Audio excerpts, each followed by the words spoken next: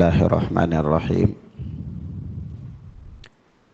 Assalamualaikum warahmatullahi wabarakatuh. Alhamdulillahi alal imani bih wa kutubihi wa rusulih wa malaikatihi wa aqdarihi wa sallallahu ala nabiyyina wa habibina Muhammadin wa alihi wa ansarihi salatan daiman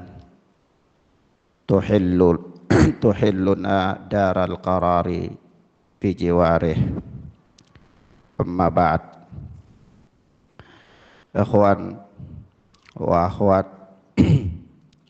a'azzani Allah wa iyyakum. Kita lanjutkan pelajaran kita masih dengan kitab Syarh Sunnah oleh Al-Imam Al-Barbahari rahimana wa rahimahullah. Kita masuk pada ucapan beliau yang berikutnya. Kata Imam Al-Barbahari, wa minas sunnati an la tuti'a ahadan fi ma'siyatillah.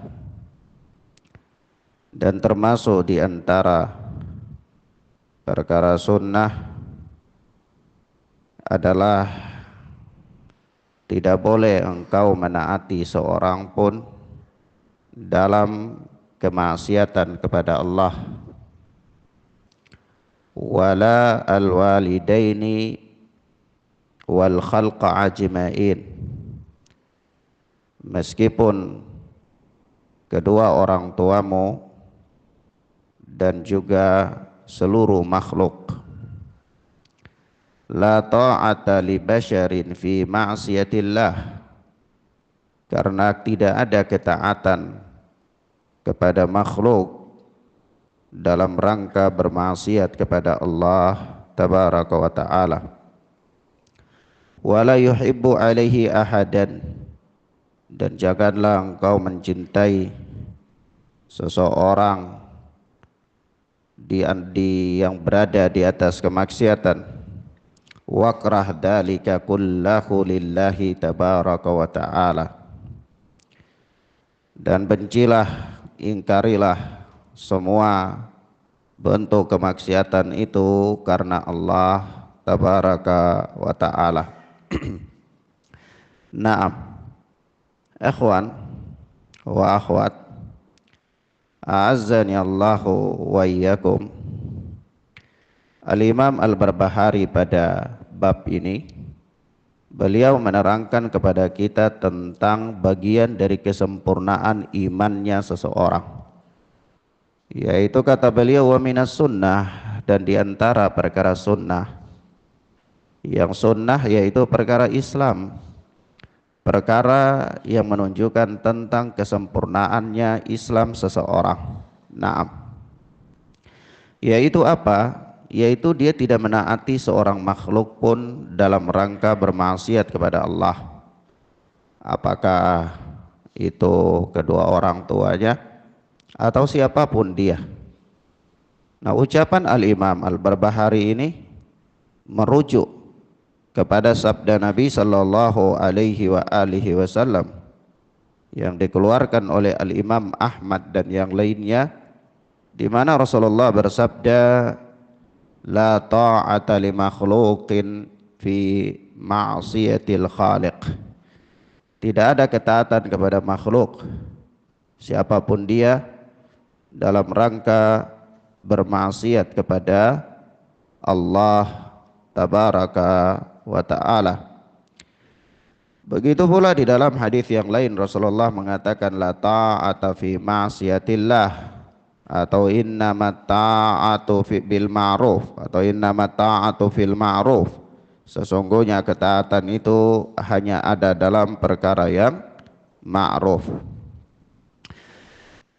Maka dari itu ada sebuah kisah ya, di mana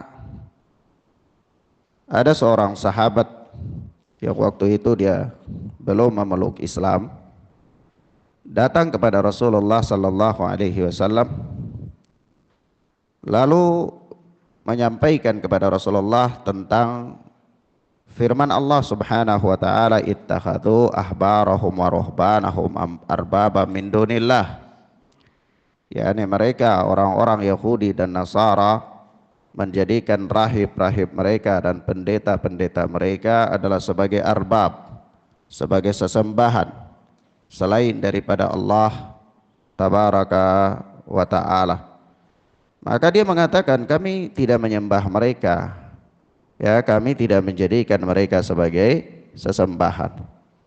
Maka kata Rasulullah sallallahu alaihi wasallam, bukankah ketika mereka menghalalkan perkara yang diharamkan oleh Allah lalu kalian menghalalkannya? Dia mengatakan, demi na'am. Rasulullah pun mengatakan, bukankah mereka mengharamkan apa-apa yang dihalalkan oleh Allah lalu kalian pun ikut mengharamkannya? Dia mengatakan dia membenarkannya.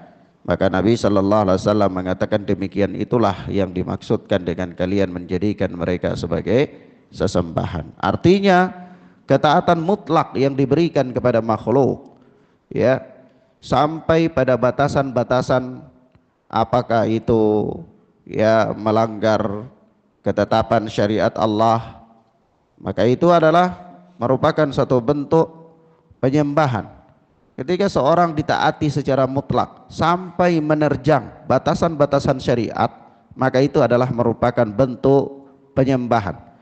Ya, kenapa? Karena tidak boleh ada ketaatan kepada seorang makhluk, siapapun dia dalam rangka bermaksiat kepada Allah tabaraka wa ta'ala.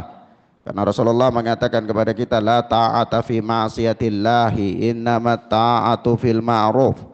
Tidak ada kemaksiatan, ya, tidak ada ketaatan dalam kemaksiatan kepada Allah, dan sesungguhnya ketaatan itu hanya ada dalam perkara yang ma'ruf, perkara yang tidak bertentangan dengan syariat Allah tabaraka wa ta'ala. Naam. Dari ikhwan, a'azzani Allah wa iyyakum.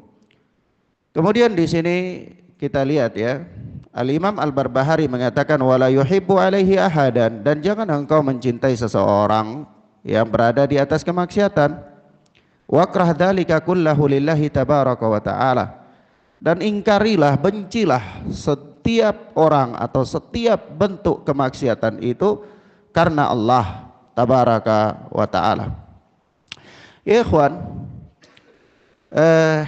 Syarhus Sunnah yang ditulis oleh Al-Imam Al-Barbahari ini bukan kitab fikih, bukan kitab yang berbicara tentang halal haram, bukan kitab yang berbicara tentang wudu, ya, bukan kitab yang berbicara tentang riba.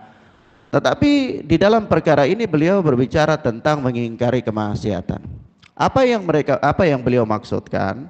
Yang beliau maksudkan di sini adalah segala macam bentuk kebid'ahan dalam keyakinan itu adalah maksiat. Itu adalah apa? Maksiat. Apakah bid'ah apapun bid'ah, termasuk dan terkhususkan di sini adalah bid'ah dalam perkara akidah, maka dia adalah kemaksiatan. Nah, kalau kebid'ahan itu adalah sendiri merupakan kemaksiatan, maka tidak boleh direstui, tidak boleh diridhoi, atau tidak boleh memberikan loyalitas kepada orang yang berada di atas kebid'ahan. Kalau memberikan loyalitas kepada orang yang berada di atas kebid'ahan, maka itu artinya memberikan loyalitas kepada orang yang berada di atas kemaksiatan. Nah, kalau memberikan loyalitas kepada orang yang berada di atas kemaksiatan, ini menunjukkan kurangnya iman seseorang. Menunjukkan apa? Kurangnya iman seseorang. Sebab itu Rasulullah sallallahu alaihi wasallam mengatakan dalam hadis yang dinyatakan sahih oleh Al-Alama Albani di dalam Sahihul Jami', yaitu Rasulullah mengatakan, awthaqu ural Islam, ikatan Islam itu adalah al-muwalatu fillah, loyalitas karena Allah, dan apa, wal mu'adatu fillah, dan apa, antipati karena Allah, wal hubbu fillah wal bughdhu fillah, cinta karena Allah dan benci pun karena Allah tabaraka wa taala. Itu adalah merupakan apa? Authaqu ural Islam, ya. Kuatnya ikatan Islam, kuatnya ikatan Islam. Nah, maka sangat disayangkan ya kalau ada ya penuntut ilmu, ada di antara kaum mukminin yang mereka loyal kepada kemaksiatan, loyal kepada kebid'ahan, atau bahkan mungkin mereka adalah orang-orang yang mengambil bagian ya untuk menyuburkan berbagai macam perkara-perkara kebid'ahan, memberikan sarana untuk tersebarnya kebid'ahan, memberikan sarana untuk tersebarnya berbagai macam kemaksiatan. Maka ini adalah merupakan perkara yang apa? Tidak direstui dalam syariat, tidak direstui dalam syariat. Karena Rasulullah sallallahu alaihi wasallam mengatakan, "Man ra'a minkum munkaran falyughayyirhu bi yadihi, fa in lam yastati' fa bi lisanihi, fa in lam yastati' fa bi qalbihi, wa dzalika adhaful iman." Ya, barang siapa di antara kalian yang melihat sebuah kemungkaran, dalam hadis itu Rasulullah mengatakan, man ra'a minkum mungkaran, barang siapa di antara kalian yang melihat kemungkaran. Mungkar di situ disebutkan dalam isim nakirah, nakirah, isim nakirah, ini umum. Mungkar, sebuah kemungkaran dalam bidang ibadah, kemungkaran dalam akidah, ya, kemungkaran berupa kemaksiatan, kemungkaran berupa kebid'ahan, apapun yang namanya kemungkaran yang disaksikan oleh seseorang, ya, maka falyughayyirhu biyadihi, hendaklah dia berusaha untuk merubahnya dengan tangannya. Jangan dia memberikan sarana,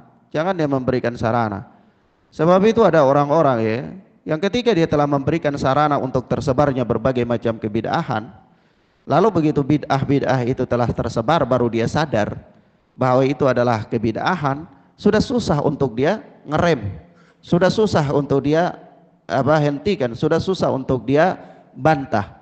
Maka dari itu sejak awal seseorang harus lebih berhati-hati, jangan sampai dia menjadi orang-orang yang mendukung tersebarnya kebid'ahan, tersebarnya kemungkaran. Kalau kemaksiatan itu dalam bentuk-bentuk halal haram, ya, kemaksiatan dalam bentuk apa yang saya maksudkan di sini adalah ya dosa-dosa berupa kemaksiatan yang nyata, misalnya pencuri, misalnya peminum khamar, penjudi, itu nyata dan semua orang memahaminya, ya. Hampir mau dikatakan semua orang memahaminya, yang awam maupun yang bukan awam, ya. Apabila dia seorang muslim, pasti dia memahami kalau khamar itu haram, judi itu haram. Tapi yang lebih berbahaya di sini adalah kemaksiatan berupa kebid'ahan. Ya, kemaksiatan berupa kebid'ahan. Baik dalam bentuk ibadah, lebih-lebih lagi dalam bentuk keyakinan. Keyakinan yang bid'ah itu umumnya tidak disadari oleh kaum muslimin, mayoritas kaum muslimin tidak menyadari. Ya, kebid'ahan dalam bentuk akidah, kemaksiatan dalam bentuk akidah. Begitu pula mayoritas kaum mukminin tidak menyadari kemaksiatan dalam bentuk ibadah berupa kebid'ahan, ya, bid'ah dalam bentuk ibadah. Yang mana yang itu semua dalam pandangan syariat adalah maksiat. Maka tidak boleh memberikan loyalitas kepada kemaksiatan, kebid'ahan, lebih-lebih lagi perkara yang sangat membahayakan, ya, baik dalam bidang ibadah maupun bidang akidah, ya. Dan tidak boleh mencintai seseorang yang berada di atasnya. Tidak boleh mencintai seseorang yang berada di atas kebid'ahan itu. Apalagi kalau dia sampai menjadi pengusung kebid'ahan, penyebar kebid'ahan, menjadi dai yang menyebarkan kebid'ahan, maka itu dia memberikan kemaksiatan, dia mendakwakan kemaksiatan. Rasulullah mengatakan, authaqu ural iman al-muwalatu fillah wal mu'adatu fillah. Merupakan tali ikatan iman itu adalah loyalitas karena Allah dan antipati karena Allah. Wal hubbu fillahi wal bughdhu fillah, cinta karena Allah dan benci karena Allah tabaraka wa ta'ala. Nah, Rasulullah mengatakan, man ra'a minkum munkaran falyughayyirhu biyadihi, fa illam yastati' fa bilisanihi, fa illam yastati' fa biqalbihi wa dzalika ad'aful iman. Ala kulli hal, kemaksiatan itu harus diingkari. Harus diingkari. Ya, kemaksiatan itu diingkari sesuai dengan kadar kesanggupan dan kemampuan seseorang.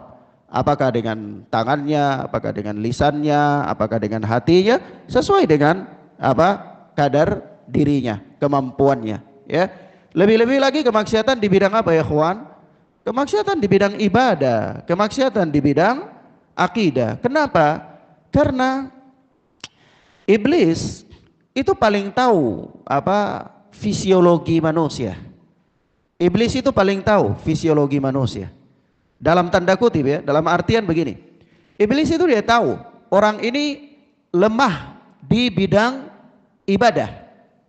Maka dia giring orang itu kepada kemaksiatan yang nyata. Ya, kemaksiatan yang nyata. Dia buat dia malas-malas ya di bidang ibadah. Ya, dia bawa dia kepada hal-hal yang bersifat hura-hura, ya, perjudian mungkin dan seterusnya.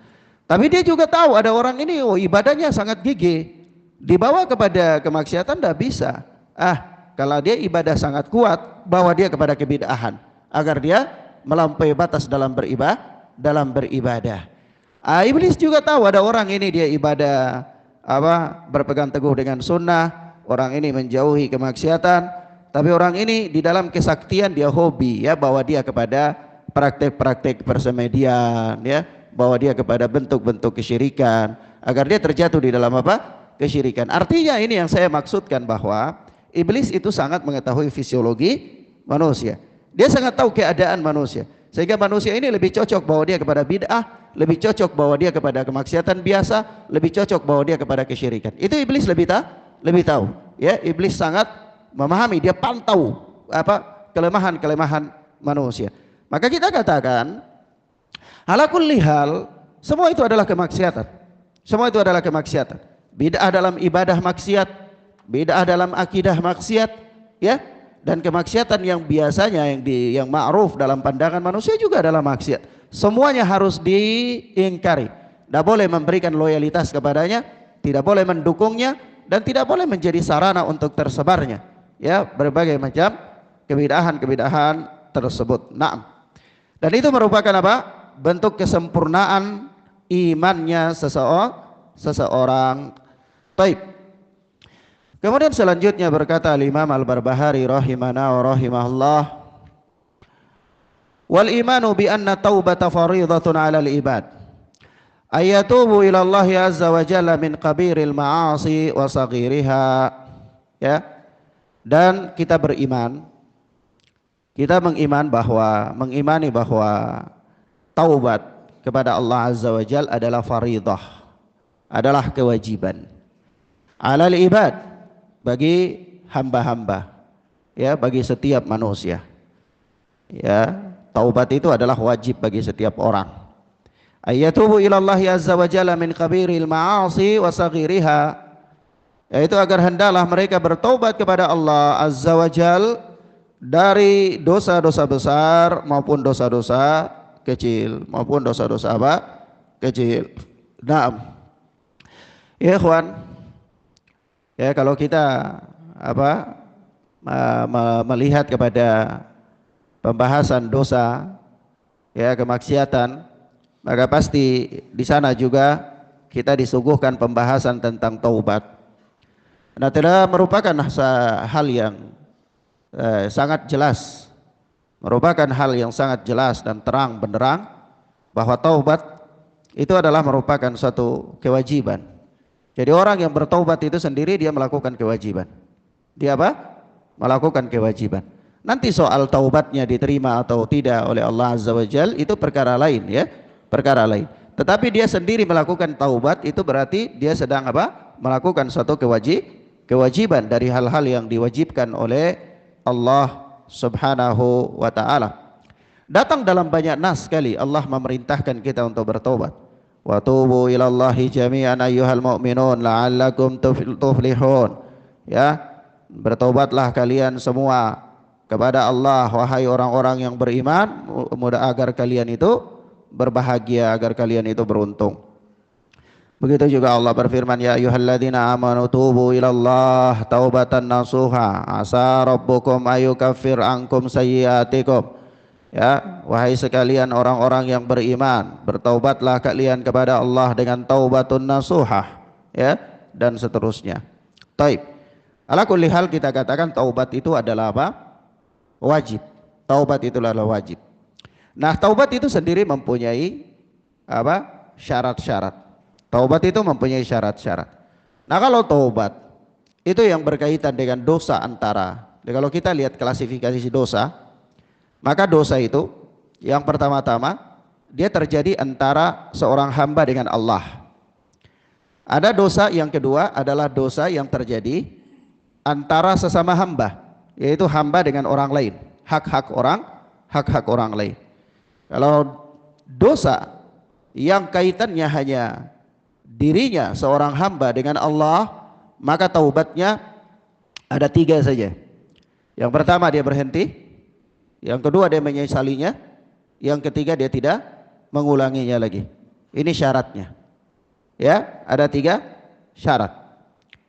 Yang berikut, kalau seandainya dosa itu antara sesama hamba, artinya dosa itu berkaitan dengan hak-hak orang lain, maka syarat taubatnya ditambah 1, yaitu dia harus meminta kehalalan dari orang yang haknya diambil olehnya. Ya, dia berhenti, dia menyesali, dia tidak mengulangi lagi, dan dia meminta kehalalan.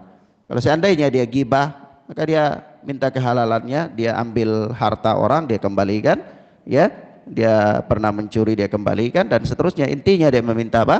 Kehalalan. Taib. Mafhum ya ikhwan? Paham ya? Nah, kita tambah 1, kita tambah lagi. Kalau dosa itu berkaitan dengan sebuah penyimpangan, ya, misalnya dia pernah berada dalam sebuah penyimpangan, dia adalah dai misalnya yang menyuruh kepada penyimpangan, lalu dia bertaubat, maka taubatnya ditambah lagi 1, ditambah lagi. Apa? Yaitu apa? Syaratnya apa? Dia berhenti, dia menyesali, dia tidak mengulangi, maka ditambah yang satunya apa? Dia harus menerangkan, ya, dia menerangkan bentuk-bentuk penyimpangan itu. Ya, ini dia menerangkan bahwa dulu itu dia salah, dulu itu dia menyimpang, ya, dulu itu dia keliru, jangan ikuti, dan seterusnya. Begitu. Sehingga kalau ada orang yang dia pernah terjatuh dalam penyimpangan, atau dia pernah menjadi dai-dai yang menyeru kepada penyimpangan, lalu di belakangan hari dia ngaku bahwa dia sudah mengenal, ya, manhaj yang benar, agama yang benar, lalu, ya, tetapi dia belum didengarkan dari dia bahwa dia pernah menerangkan tentang penyimpangan aliran yang pernah dia berada di dalamnya, atau belum pernah mendengar bahwa dia telah mengumumkan tentang keburukan-keburukan penyimpangan yang dulu dia pernah menyeru kepadanya. Paham maksud ana? Paham Ustaz? Paham ya? Nah, kalau belum pernah yang demikian, maka kita katakan apakah taubatnya diterima atau tidak? Taubatnya tidak diterima. Taubatnya tidak diterima. Nah, hubungannya dengan Allah itu bukan urusan kita, tapi hubungannya di mata kita, maka kita tidak menerima pengakuannya yang dia mengatakan bahwa dia telah bertaubat. Paham ya ikhwan? Kita tidak menerima. Jadi ada orang yang misalnya dia pernah terjun di dalam aliran sesat, menyimpang, atau dia pernah berdakwah menjadi dai dalam sebuah kelompok yang menyimpang, lalu di belakangan hari dia bilang dia sudah bertaubat, dia mengajarkan Al-Quran dan Sunnah, tapi belum pernah terucap dari lisannya bahwa dia membantah penyimpangan yang dulu dia pernah berada di atasnya, atau dia pernah membongkar kesesatan kelompok yang dulu dia bersama dengan mereka untuk menyeru penyimpangan mereka. Maka kita katakan kita tidak menerima taubatnya. Walau dia mengatakan dia sudah bertobat, walaupun dia mengajarkan Al-Quran dan Sunnah, kita katakan kita tidak menerima taubatnya, dan kita anggap dia belum bertaubat. Kalau hubungannya dengan Allah itu bukan urusan kita. Allah berhak menghukum dia sesuai dengan apa yang Allah kehendaki. Allah menerima taubatnya tanpa dia umumkan pun tidak ada masalah, itu urusan Allah Azza wa Jal. Tetapi urusan dia dengan kita, itu dia harus mengumumkannya. Dia harus apa ya ikhwan? Dia harus mengumumkannya. Paham maksudnya? Paham ya? Seandainya dia tidak mengumumkannya, maka kita katakan dia belum bertobat. Seberapa besar pun dia mengajarkan Al-Quran dan Sunnah, kita katakan dia belum bertobat. Sampai dia mengumumkan bahwa kelompok sesat yang dia berada di atasnya itu adalah menyimpang. Dia pernah mengumumkan. Kalau dia tidak mengumumkan, sekali lagi anak katakan bahwa dia belum bertobat. Kenapa? Karena dia belum memenuhi syarat ini. Dia belum apa? Memenuhi syarat ini. Paham ya, ikhwan? Bisa dipahami ya? Baik.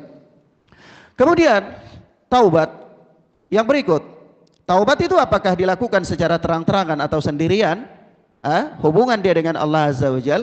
Maka kita lihat, kalau seandainya kemaksiatan itu adalah kemaksiatan yang tidak terpublikasi, dan seandainya terpublikasi pun itu kemudaratannya hanya untuk dirinya sendiri, maka taubatnya adalah secara sirriyah, sendiri hubungan dia dengan Allah Azza wa Jal.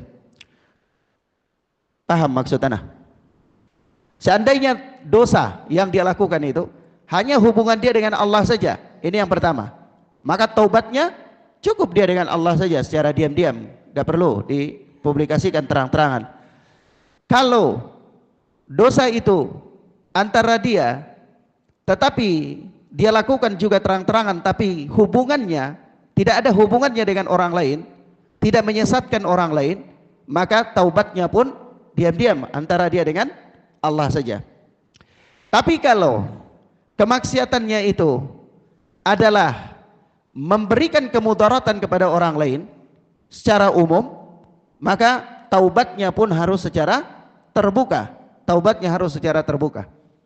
Nah, misalnya begini, dia pernah menulis sebuah artikel tentang penyimpangan, tentang ilmu filsafat, ilmu kalam misalnya, atau dia pernah menulis sebuah artikel untuk membela sebuah kebid'ahan, lalu dia bertaubat, tapi taubatnya diam-diam.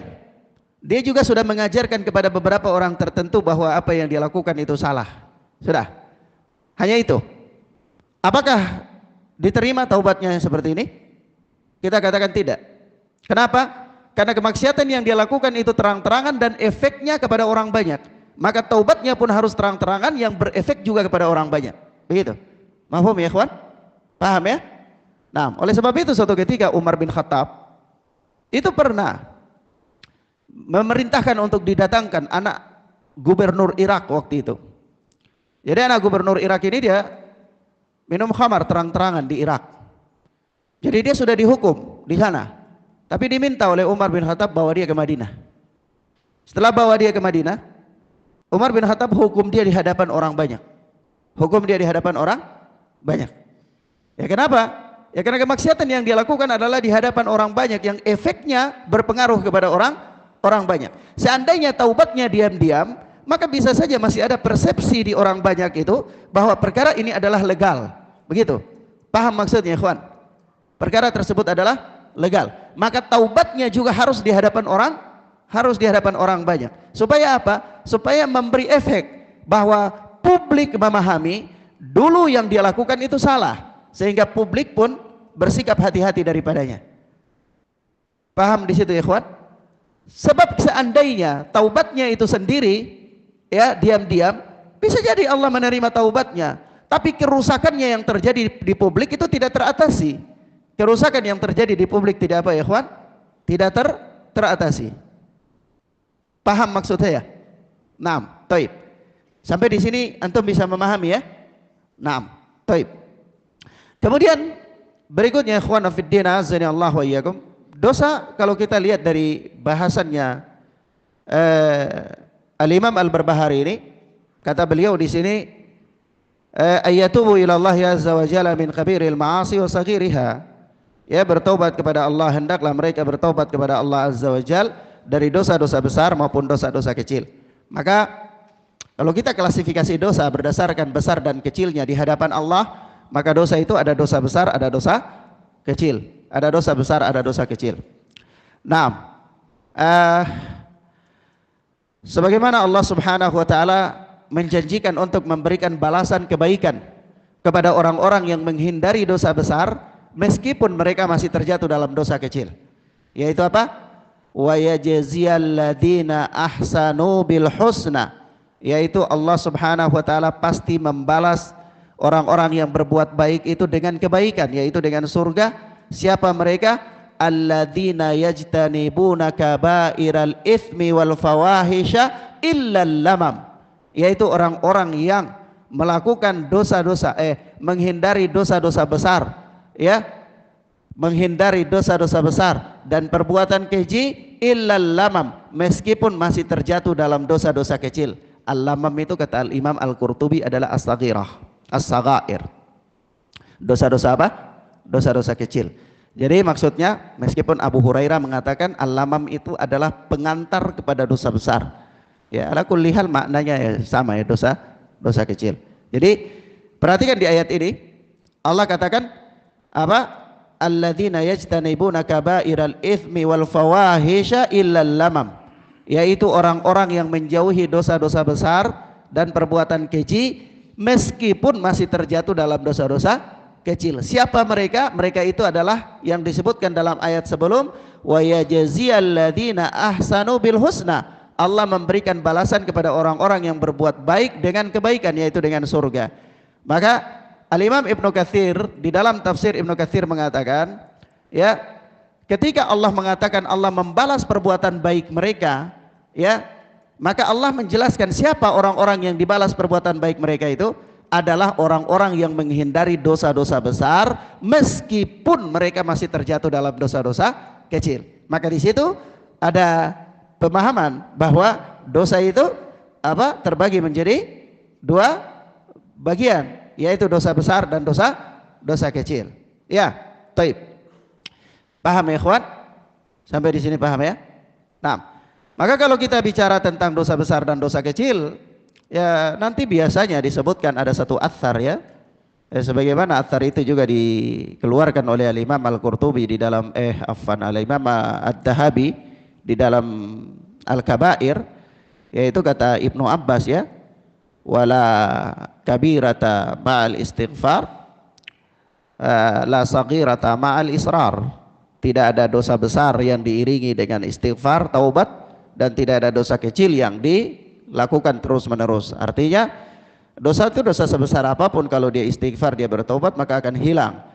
Tapi kalau dosa itu dosa kecil, sekecil apapun, kalau dia lakukan terus menerus, maka dia akan menjadi dosa besar. Ya, taib. Atsar ini dimarfu'kan kepada Rasulullah sallallahu alaihi wasallam. Tapi sependek yang saya pahami dan saya ketahui, bahwa athar Ibnu Abbas ini athar yang dhaif. Athar yang apa? Athar yang dhaif. Maka dari itu para ulama berselisih pendapat. Para ulama berselisih pendapat apakah dosa kecil kalau dilakukan terus menerus bisa naik jadi dosa besar atau tidak. Paham maksud saya, ikhwan? Nah, berdasarkan apa? Berdasarkan athar ini, ucapan Ibnu Abbas ini, yaitu apa? La kabirata ma'al istighfar wala saghirata ma'al israr. Tidak ada dosa besar yang diiringi dengan istighfar, taubat. Artinya kalau taubat hilang. Tidak ada dosa kecil yang dilakukan terus menerus. Artinya kalau dosa kecil dilakukan terus menerus, naik tingkatannya menjadi dosa besar. Seandainya athar ini sahih, maka hilanglah perselisihan. Ya, karena athar ini sudah cukup untuk menjadi jawaban. Tapi karena athar ini adalah athar yang dhaif, maka para ulama berselisih panjang. Al-Imam An-Nawawi memegang pendapat ini, memegang pendapat berdasarkan apa? Atharnya Ibnu Abbas ini di dalam syarah Sahih Muslim Al-Minhaj. Al-Imam An-Nawawi menerangkannya panjang lebar dan beliau mengatakan di situ yang intinya dosa kecil itu kalau dilakukan terus menerus maka dia apa? Akan naik tingkatannya menjadi dosa besar. Adapun Al-Imam Asy-Syaukani, Al-Imam Asy-Syaukani mazhab Syafi'i juga, beliau tidak memilih pendapat itu. Beliau mengatakan dosa kecil itu dilakukan walaupun berulang-ulang ya tetap aja dia dosa kecil. Tidak bisa dosa kecil naik jadi dosa besar. Begitu kata Al-Imam Asy-Syaukani rahimana wa rahimahullah. Lalu bagaimana kondisi yang paling bagusnya? Ya kondisi paling bagus yang saya lihat ya dalam pembahasan ini, perselisihan yang begitu panjang, maka yang paling bagusnya adalah apa yang dikatakan oleh Al-Allamah Ibnu Qayyim Al-Jauziyah. Yang dikatakan oleh Al-Allamah Ibnu Qayyim Al-Jauziyah rahimana wa rahimahullah adalah meskipun dosa kecil itu dilakukan terus menerus dia tidak naik jadi dosa besar, tapi bisa jadi hukumannya itu sama dengan hukuman dosa besar. Paham maksudnya? Paham maksudnya? Nah, dosa kecil ya memang dia dosa kecil, tapi karena banyaknya maka bisa jadi berat hukumannya itu sama dengan berat hukuman dosa besar, begitu. Paham maksud? Paham maksudnya, ikhwan? Dan saya kira Itu pendapat yang yang paling menenangkan dan itulah yang saya yakini ya. Nah, baik. Demikian akhwana fiddin azani Allahu wa iyyakum. Ini beberapa hal ya, pembahasan terkait dengan kewajiban bertobat, dan tobat itu adalah merupakan suatu kewajiban ya.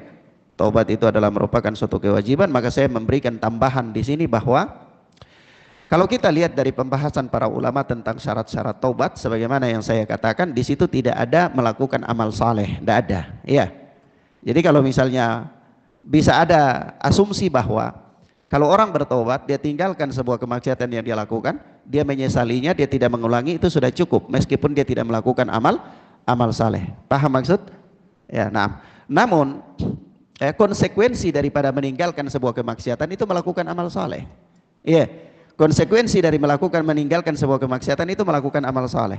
Maka di dalam syarat taubat, meskipun tidak disebutkan di situ bahwa dia melakukan amal saleh, maka sudah merupakan konsekuensi seseorang yang meninggalkan kemaksiatan, seseorang yang menyesali akan sebuah kemaksiatan, maka dia sudah pasti untuk mengiringi itu dengan melakukan amal saleh. Paham maksudnya? Baik. Demikian akhwana fiddin azani Allah wa iyyakum. Itu beberapa hal yang bisa saya sampaikan pada kesempatan di pagi hari ini. Mudah-mudahan bermanfaat bagi kita insyaallah taala. Wa sallallahu ala nabiyina Muhammad wa ala alihi wa sahbihi wasallam. Subhanakallahumma bihamdika asyhadu an la ilaha illa anta astaghfiruka wa atubu ilaik. Wassalamualaikum warahmatullahi wabarakatuh.